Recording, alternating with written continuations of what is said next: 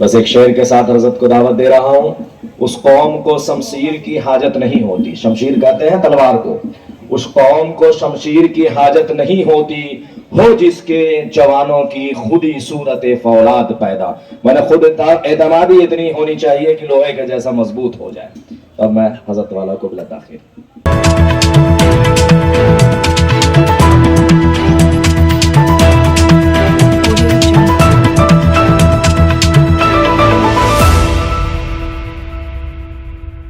قال الله تعالى في القرآن الحكيم لقد كان لكم في رسول الله أسوة حسنة إلى آخر الآية.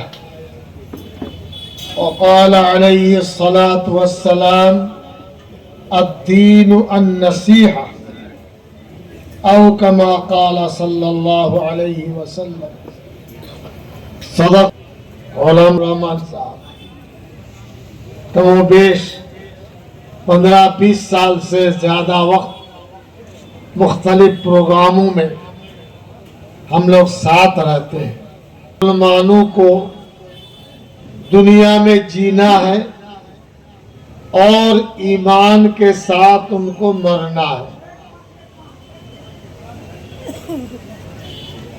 اس بات کو سمجھتے ہوئے ہمارے لیے یہ باتیں بہت ضروری ہے کہ ہم آپ شیشے میں اپنے چہرہ کو دیکھیں. جتنا دیکھیں گے اندازہ لگے گا کہ کہاں کا اسپاٹ ہے. آپ کے چہرے کے داغ ہم اٹھا نہیں سکتے، لیکن آپ اگر خود سوچیں گے تو آپ کو معلوم ہوگا کہاں کہاں کوتاہی یا کون سے مرض میں ہم شامل ہیں.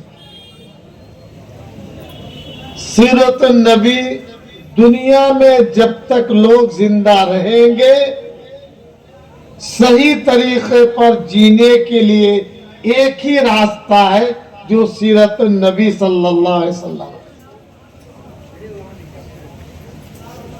سن 10 ہجری میں یہ 44 ہجری چل رہی ہے، یعنی 1434 سال پہلے آخری خطبہ آپ نے دیا تھا حجۃ الوداع میں.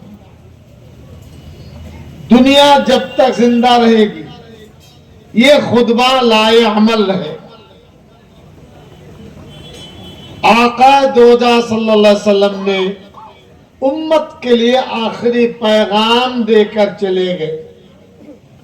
دکھ کی بات ہے کہ مسلمان ہم اپنے کو بے قابو سمجھتے ہیں، اپنے کو آزاد سمجھتے ہیں، اپنے کو یہ سمجھتے ہیں کہ ہم پر کوئی کہنے سننے والا نہیں ہے.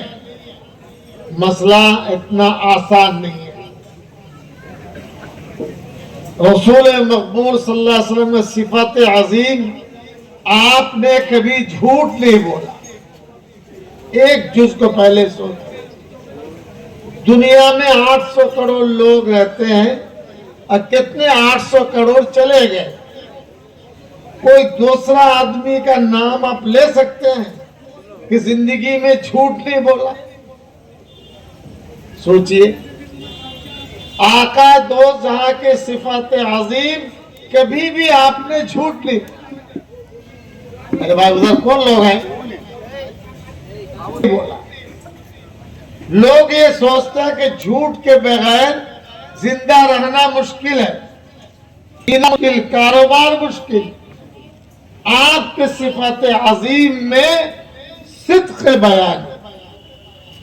مشرکین و کفار آپ کو یاد کرتے تھے تو صادق الامین کہا کرتے تھے. آپ اس چیز کو سوچئے.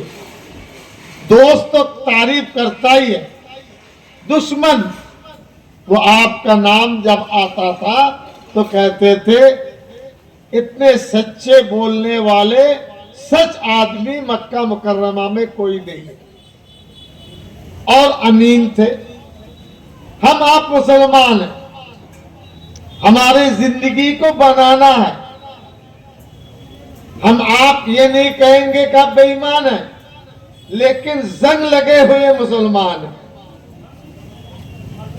ہمارے کام میں عمل میں زنگ لگا ہوا ہے. جھوٹ 24 گھنٹہ کا سیوا بنا ہوا. جھوٹ کے بغیر ایک قدم نہیں چلتے. صبح اگر بیوی 10 جھوٹ بولتی ہے, شام کو میاں 50 جھوٹ بول کے برابر کر لیتے ہیں. بچے جھوٹ بولتے ہیں. سچائی سے سوچئے, بیٹی خون کا رشتہ, وہ بھی باپ سے جھوٹ بولتی ہے. باپ بیٹی سے جھوٹ بولتے ہیں. سدھار کے لیے ایک نسخہ کو پکڑ لیجئے. ہم آقا دو جہاں کے امتی ہیں, ہم زندگی میں جھوٹ نہیں بولیں. آپ پرکھ کر دیکھیے. اللہ کا شکر ہے, ہم لوگ کوشش کرتے ہیں, ہم ڈنگ نہیں ہانکتے. میں منسٹر ہوں, خادم ہوں, لیکن جھوٹ کے ساتھ ہم نے سمجھوتا نہیں کیا. تو آپ نے کیا سمجھ لیا ہے کہ جھوٹ بولنا ہی پڑے گا؟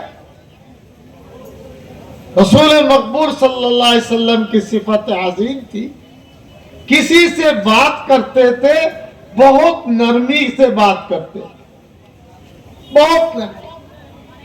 اور آج کل تو یہ چلن ہے, ہاتھ میں موبائل, بیچ میں گفتگو. یہ خلاف سنت ہے. حضور اکرم علیہ ان کی طرف دیکھتے تھے تاکہ ان کی بات سننے کے لیے ان کے دل میں تسلی پیدا ہو جائے. ہم کرتے ہیں نہیں, 10 آدمی کے بیچ میں ان کی بات سن لیتے ہیں. نیتا لوگ تو اور خراب ہیں, ہم بھی اس میں سے ہیں, لیکن ہم کوشش کرتے ہیں. سنیے, تیسری بات یہ ہے, کسی کو آپ نے زد و کوب نہیں کیا ہے, مارا ماری نہیں کیا ہے. ایسے رحمت للعالمین ہے. ابھی بیویوں کو بات چل رہی تھی. ام المؤمنین حضرت عائشہ صدیقہ رضی اللہ عنہا, جو مسلمانوں کی ماں ہیں, 9 سال میں ان کی شادی ہوئی اور 18 سال میں بیوہ ہوئی. حضرت عائشہ فرماتی ہے, میں جتنا کام کرتی ہوں ہمارے آقا ہم سے زیادہ گھریلو کام کرتے ہیں. آج کی مجلس میں کوئی ایک مسلمان تیار ہوتا تاکہ راجہ بازار کا کایا پلٹ جائے؟ ام المومنین عائشہ رضی اللہ عنہ فرماتی ہیں, رات کو لیٹتے وقت اپنے دست مبارک سے بستر کو صاف ستھرا کر لیتے تھے. یہ سبق سکھایا.